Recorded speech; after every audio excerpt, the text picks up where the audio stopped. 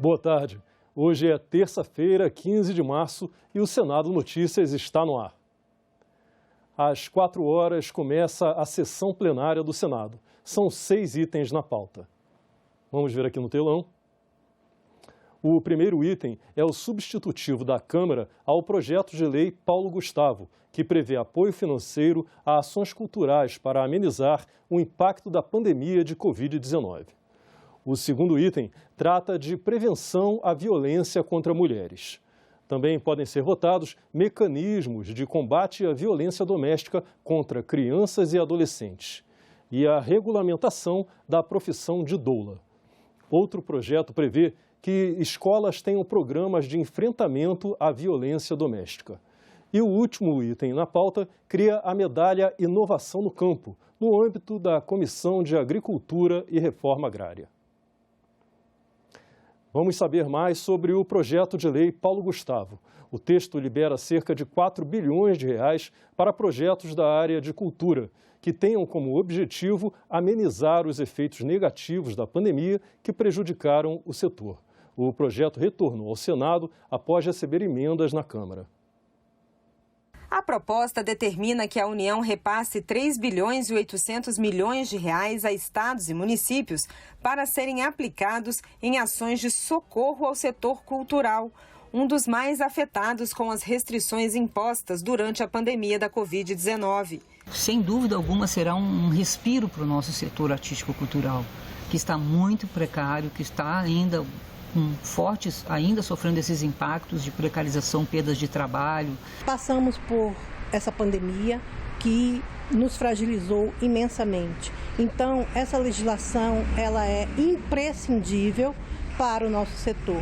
Do total do valor destinado à cultura, 2 bilhões e 790 milhões de reais seriam aplicados em ações no setor audiovisual e mais de 1 bilhão de reais para ações emergenciais no setor cultural através de editais e seleções públicas. Os recursos viriam de dotações orçamentárias da União, superávit financeiro de receitas vinculadas ao Fundo Nacional de Cultura, entre outras fontes. O projeto, que agora retorna ao Senado, foi alterado pelos deputados.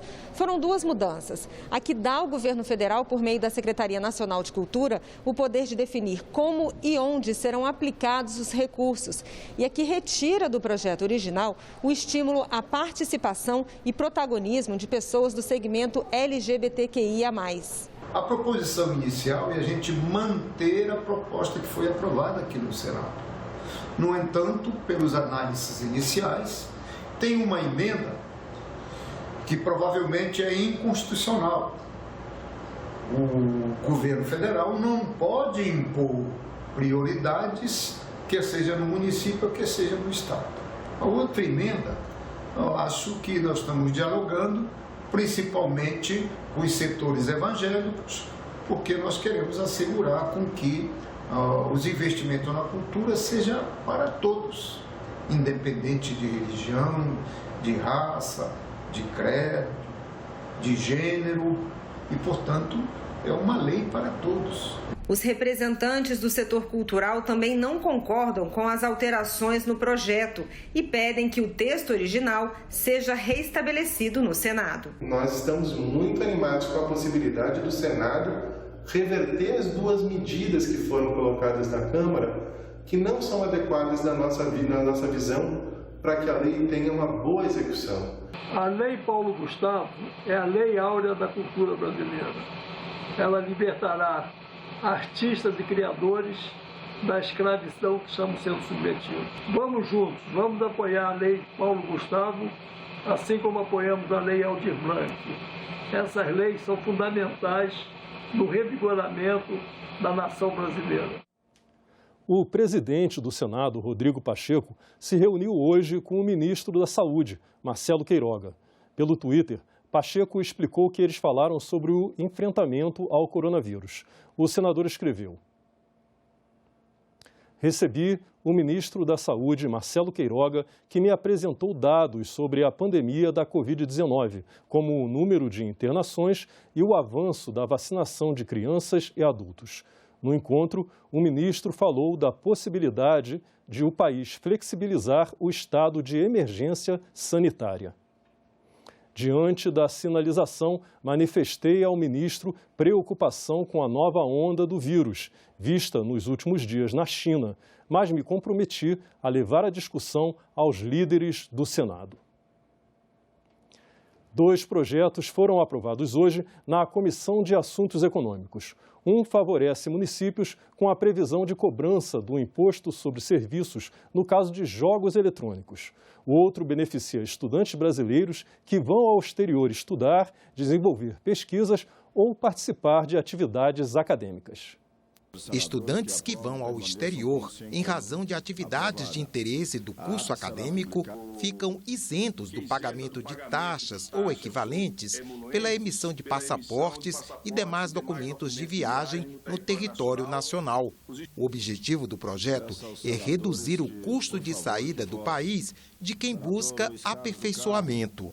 Outro projeto aprovado prevê que serviços executados por empresas e entidades de jogos eletrônicos que envolvem a realização de torneios, inclusive pela internet, serão sujeitos ao pagamento do ISS, o Imposto sobre Serviços. O recolhimento será feito em favor do município onde mora o participante da atividade, como explica o relator. Ele propõe que o pagamento é devido, no caso à prefeitura, do local onde o jogador ou os participantes habitam, favorecendo assim e não concentrando a renda num único município. Carteira de radialista reconhecida como documento e a obrigação do SUS de oferecer cirurgia para crianças com lábio leporino. Projetos aprovados hoje pela Comissão de Assuntos Sociais. Por ano, são registrados cerca de 6 mil casos de bebês com fissuras lábio-palatais no Brasil. O projeto aprovado pela Comissão de Assuntos Sociais obriga o SUS, Sistema Único de Saúde, a realizar cirurgia plástica reconstrutiva de lábio leporino ou fenda palatina nesses pacientes. O texto estabelece que, além da cirurgia, o SUS deverá oferecer todo o tratamento pós-cirúrgico com fonoaudiólogos, psicólogos, dentistas e outras intervenções que forem necessárias para a recuperação integral do paciente. Trata-se realmente de uma reparação e uma necessidade, não só da fala, do problema de comunicação, mas também a autoestima da criança.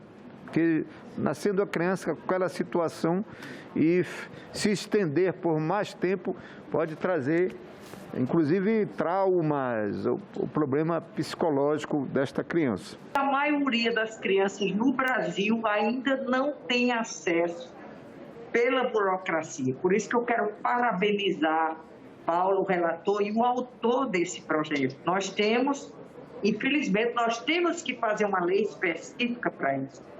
E a gente sabe que nasceu, quanto antes fizer, de 3 meses em diante, desde que a criança tenha 5 quilos, às vezes demora, porque muitas vezes, dependendo do grau da fenda, do tamanho, muitas crianças têm dificuldade de se alimentar. Então, é como o Paulo disse, não é a estética, gente, é uma patologia e que deve ser corrigido o quanto antes. Outro projeto aprovado pela comissão torna a carteira de radialista válida como prova de identidade em todo o território nacional, como já acontece com a carteira de jornalista profissional. De acordo com o texto que veio da Câmara, a carteira será emitida pelo sindicato da categoria. E se não houver sindicato, por federação credenciada e registrada junto à Secretaria de Previdência e Trabalho do Ministério da Economia. O radialista não sindicalizado também poderá ter a carteira desde que seja habilitado e registrado. Ontem, a Comissão de Desenvolvimento Regional aprovou o projeto que muda o Estatuto da cidade para garantir medidas de prevenção a enchentes.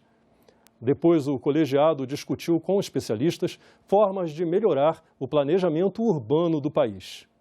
As medidas aprovadas determinam que os planos diretores das cidades incluam normas para a prevenção de enchentes e deslizamentos de terra.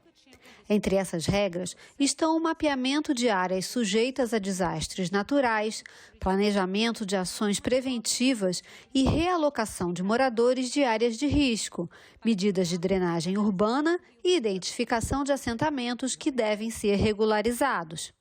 Na segunda parte da reunião, a Comissão de Desenvolvimento Regional promoveu um debate sobre o papel do planejamento urbano na gestão de riscos e na prevenção de desastres. Nós podemos fazer obras de contenção, obras de mitigação de risco e, logicamente, uma política habitacional que vá retirando essas pessoas da área de risco ou criando estruturas habitacionais capazes de absorver os riscos ali instalados. Para o vice-presidente do Instituto de Arquitetos do Brasil, a solução do planejamento urbano deve passar pelo uso de imóveis públicos, como moradias sociais. Que esses planos comecem a, de fato, olhar para a questão de habitação de interesse social nas áreas centrais.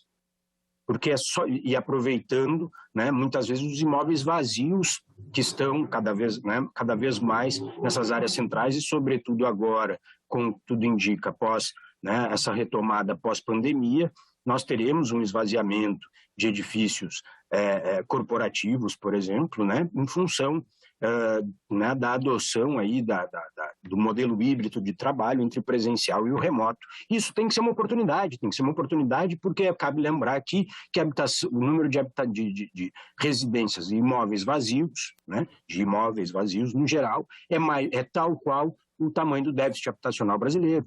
Então nós estamos aí com a faca e o queijo para equacionar essa questão. Na área urbana, eu entendo que o problema não é técnico.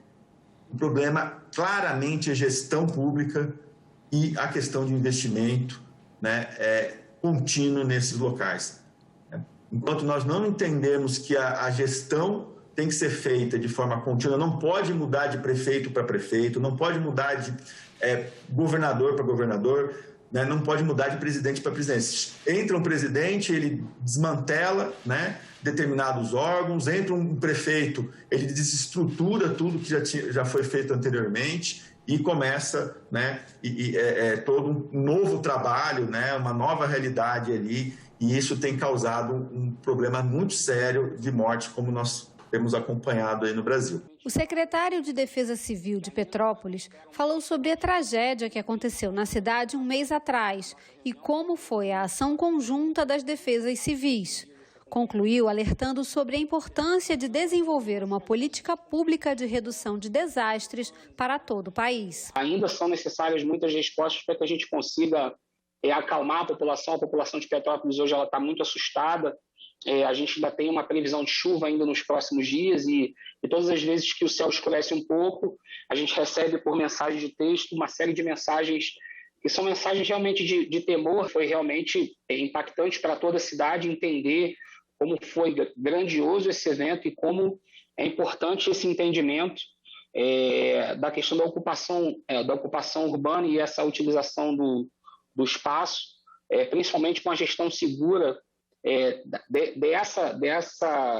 desses espaços em área de risco, sabendo utilizar as ferramentas que a engenharia hoje tem para você conseguir mitigar risco em algumas localidades, mas as localidades onde você não tiver como mitigar, essas pessoas efetivamente devem ser retiradas dali e sim deslocadas para áreas mais seguras. Esta casa novamente se empenhará a buscar respostas modernas e efetivas, especialmente para os assentamentos urbanos irregulares que se multiplicam e se renovam em áreas de risco por todo o Brasil. Não se trata, portanto, apenas de planejar melhor os nossos espaços urbanos, mas, sobretudo, de humanizá-los. Não podemos contemporizar com a situação de perigo permanente em que vivem milhares de famílias brasileiras nas encostas de nossas cidades. E foi instalada também ontem uma comissão externa para acompanhar a situação do município de Petrópolis. O colegiado terá 30 dias para propor políticas públicas que evitem esse tipo de tragédia. No dia 15 de fevereiro, Petrópolis, na região serrana do estado do Rio de Janeiro, sofreu a maior tempestade da história da cidade desde que se iniciaram as medições em 1932. Em 3 horas, choveu mais do que a média para o mês inteiro de fevereiro, causando enxurradas e deslizamentos. E provocou 230 mortes, tornando-se a maior tragédia climática da história do município. No final de fevereiro, quase 900 pessoas ainda se encontravam desabrigadas ou desalojadas. Estima-se o aluguel social para 3.000 pessoas. Na primeira reunião da Comissão Temporária Externa para acompanhar a situação de Petrópolis, os senadores escolheram como presidente o senador Romário, como relator o senador Carlos Portinho e aprovaram o plano de trabalho que irão realizar. No dia 17 de março, será feita uma visita e sobrevoo das áreas atingidas, uma audiência pública na Câmara Municipal de Petrópolis e visitas ao prefeito da cidade e ao governador do estado. Em seguida, serão realizadas 3 audiências públicas no Senado. No dia 21 de março, o tema será a prevenção dos deslizamentos, proteção de encostas e estudos geológicos. No dia 24 de março, o assunto vai ser a habitação. E no dia 30 de março, o debate será sobre a saúde mental da população. No dia 4 de abril, será realizada uma nova audiência pública na Câmara Municipal de Petrópolis sobre os repasses de recursos. E no dia 8 de abril está marcada a votação do relatório final. A importância da atenção para a saúde mental da população foi reforçada pelo relator. Eu sugiro de suma importância que às vezes passa um pouco paralelo, que é a saúde mental. Senadora Leila, imagina que famílias se perderam todas nessa tragédia. Às vezes sobrou a mulher, às vezes sobrou só o homem. Infelizmente, Petrópolis não é incomum ver pessoas vagando ainda sem direção pela cidade, pela desgraça, por tudo que perderam. O senador Eduardo Girão foi eleito vice-presidente da comissão. Eu quero agradecer essa oportunidade. Estarei no Rio de Janeiro na semana que vem. Já fizemos aqui a compra das passagens e estaremos juntos nessa tarefa que eu tenho certeza que vai ser exitosa. A bancada feminina será representada na comissão pela senadora Leila, que promete trazer um outro olhar aos trabalhos. É um olhar realmente diferente, né? Nós vamos poder trabalhar os efeitos dessa tragédia, principalmente nas crianças, nos jovens, nas mulheres, nas famílias, como você falou.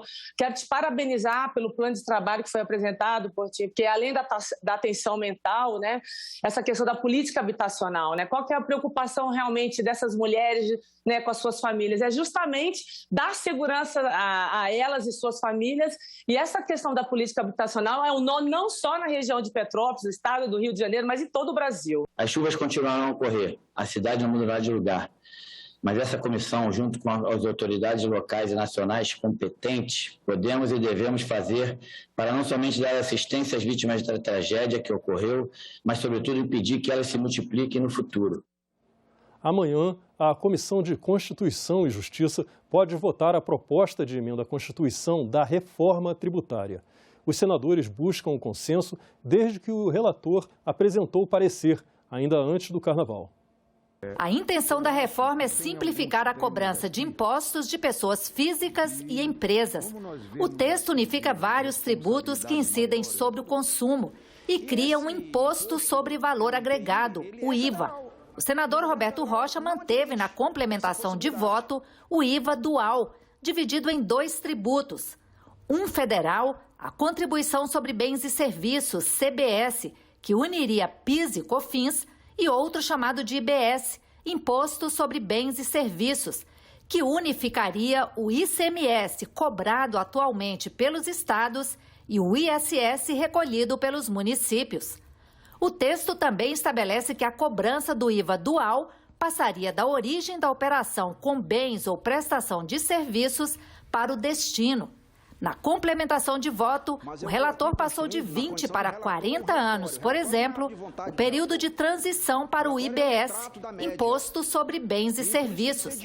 Roberto Rocha fez um apelo para a aprovação da proposta. Quando a gente ganha alguma coisa, a gente gasta uma parte boa no consumo, mas também, eventualmente, sobra para a renda e para o patrimônio. Mas o pobre, o sujeito, a grande maioria da população brasileira, o que ganha mal dá para o consumo, vai tudo para o consumo. E a carga tributária é estupidamente grande. Então, há uma necessidade de fazer uma reforma tributária, sobretudo na base consumo no Brasil, que é o que se propõe nessa proposta. Aqui não trata de renda. O que trata de renda é o imposto. É o projeto do imposto de renda que veio da Câmara e está aqui no Senado. 2022 deve ser um ano decisivo para a política de cotas.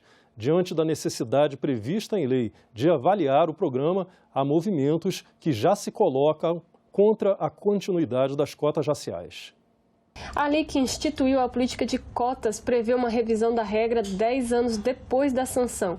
O prazo acaba agora em agosto deste ano. Desde que surgiu, a política de cotas é alvo de críticas e agora há quem veja nesse momento uma oportunidade para revisar as regras da lei. Exemplo disso é a proposta parlamentar apresentada pelo deputado federal Kim Kataguiri, que acaba com as cotas raciais. As cotas tendem a reafirmar o racismo. Como bem constatou o economista Thomas Sowell em sua obra chamada Ações Afirmativas pelo Mundo, no longo prazo, as pessoas tendem a desconfiar de negros em suas mais diversas profissões por acreditarem que eles possam estar ali apenas porque entraram na faculdade pelo sistema de cotas. As cotas foram pensadas como uma forma de melhorar a representatividade dentro das universidades públicas e institutos federais. A lei das cotas busca reparar a dívida histórica para com os afrodescendentes. Elas são ferramentas valiosas para corrigir distorções no acesso ao ensino superior público causadas por desigualdades estruturais na nossa sociedade. Atualmente, 158 instituições públicas de ensino superior adotam algum tipo de cota. O que a lei determina é que 50% das vagas em universidades e institutos federais sejam direcionadas para pessoas que estudaram em escolas públicas. Desse total, metade é destinada à população com renda familiar de até 1,5 salário mínimo per capita. A distribuição das vagas de cotas raciais e de deficiência é feita de acordo com a proporção de indígenas, negros, pardos e pessoas com deficiência da unidade da federação onde está situada a universidade ou instituto federal, segundo dados do Instituto Brasileiro de Geografia e Estatística. Em 2019, o Censo da Educação Superior apontou que 42,6% dos alunos se declaravam brancos, 31,1% pardos, 7,1% pretos, 1,7% amarelo, 0,7% indígena e 16,8% não quiseram declarar a cor. Um dos argumentos de quem é contra o sistema de cotas está na subjetividade da avaliação de quem deve ser considerado negro. Outro ponto levantado é o de que a igualdade no ensino superior deve ser alcançada com investimento no ensino básico. É possível que o mesmo sujeito que possa ser considerado negro em Porto Alegre, uma cidade com maior ascendência europeia, seja considerado branco em Salvador. Que adianta ter cota se metade da população não terminou nem o ensino médio? Sem ensino médio, não dá para entrar na faculdade. Não importa qual seja a proporção de cotas. O objetivo da política de cotas está no acesso da população negra às universidades. Ainda assim, o cientista político Nauê Azevedo, que foi aluno cotista na Universidade de Brasília, lembra que a maior parte da população pobre do país é negra. A população negra acaba tendo mais dificuldades de acesso a todos os tipos de serviço possível, inclusive corresponde à maior parte da população pobre do Brasil, por conta da falha estrutural do Estado em lidar com a distorção que foi provocada por um fenômeno chamado de escravidão. O senador Paim não enxerga chances de recuo na lei de cotas. Para ele, a revisão do texto seria uma oportunidade de aprimoramento. A lei de cotas não perde a sua vigência. Ela precisa ser revisada para o seu aprimoramento, como, por exemplo, a criação de um programa de assistência estudantil para cotistas. O senador, inclusive, é autor de um projeto que organiza a revisão do sistema de cotas. Pela proposta, a avaliação deve acontecer a cada 10 anos e se a proporção de negros, pardos e brancos dentro da universidade for igual à do estado onde ela está instalada, a política de cotas permanece até a próxima avaliação. Já se a proporção estiver de acordo com a representatividade do estado, a política pode ser suspensa depois de 5 anos. E os indicadores demonstram que houve um crescimento significativo da presença, especialmente de pessoas negras, dentro da universidade. Algumas coisas deixaram de ser feitas no espírito inicial que a lei tinha, ou seja, a garantia de uma avaliação, de um monitoramento permanente, para que assim se pudesse planejar, inclusive a continuidade ou mudanças nessa política de cotas. O documentário Menina de 60, produzido pela TV Senado em 2020, foi o único filme brasileiro selecionado para o festival Urban Visions, que ocorre na Expo Dubai. A produção mostra a evolução de Brasília e as modificações em relação ao plano original para a cidade. O festival é composto por 35 produções de países como Estados Unidos, China, França, Suécia, Emirados Árabes Unidos, Chile, Inglaterra, entre outros. O documentário A Menina de 60 pode ser visto na nossa página na internet, senado.leg.br/TV. E esta edição do Senado Notícias fica por aqui.